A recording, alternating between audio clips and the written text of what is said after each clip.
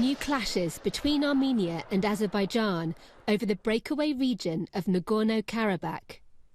This video, released by the Armenian military, purports to show an attack on Azerbaijani tanks. But Azerbaijan denied any had been destroyed, while releasing footage of its own firepower. Each side is blaming the other for the flare-up and warning of the threat of a larger war. Violence flared again 4 years ago, and in July. But Sunday's clashes could end up being the most dangerous since the war. Civilians paying the price for what Armenians say was Azerbaijani shelling on the main city in Nagorno-Karabakh. A new conflict could also impact global oil and gas supplies that flow through this region. The international community is calling for calm, but Armenia and Azerbaijan have imposed martial law in a sign of growing crisis. A decades-old territorial dispute between Armenia and Azerbaijan has flared up again as hostilities resume on the Nagorno-Karabakh border. Violence erupted Sunday morning, and both countries have now declared martial law.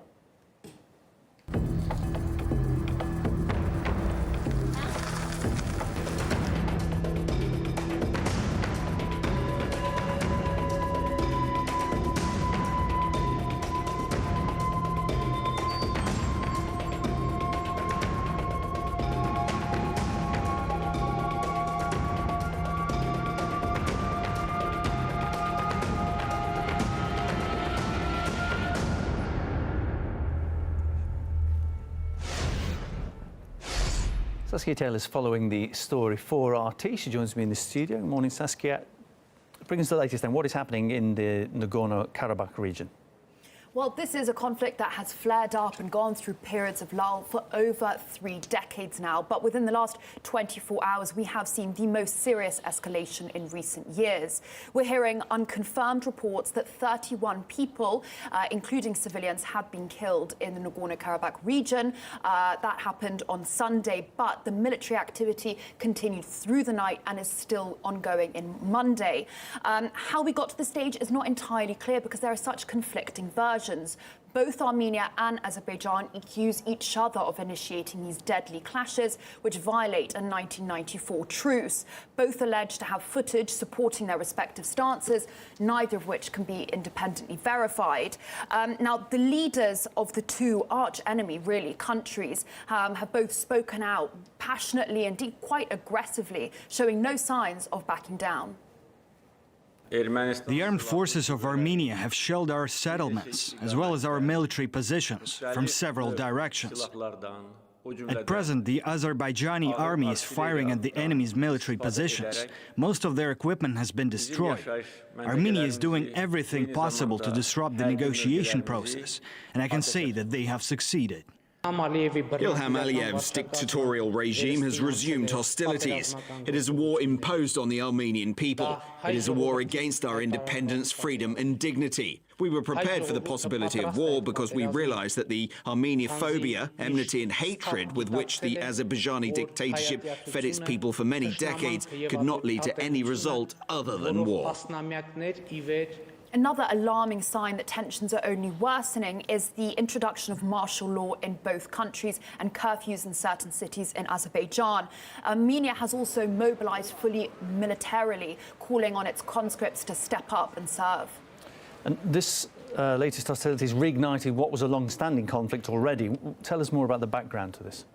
Well, this is a territorial dispute that has been going on really since the final days of the Soviet Union. So Nagorno-Karabakh is a small mountainous area in the Caucasus, and really it's lodged between Armenia and Azerbaijan, but it has a predominantly ethnically Armenian population, and they decided to secede back in the 90s, but internationally it is still technically registered as part of Azerbaijan. Well, let's take a look back at its troubled history.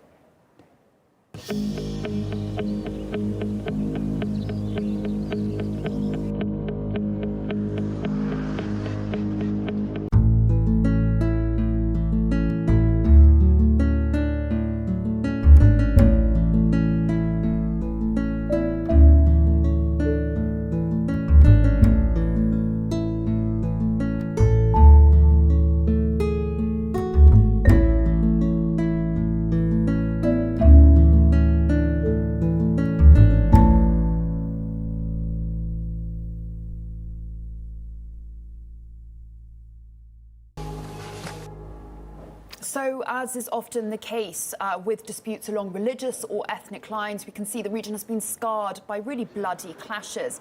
And that war back in the 90s actually took 30,000 lives and left 1 million people displaced.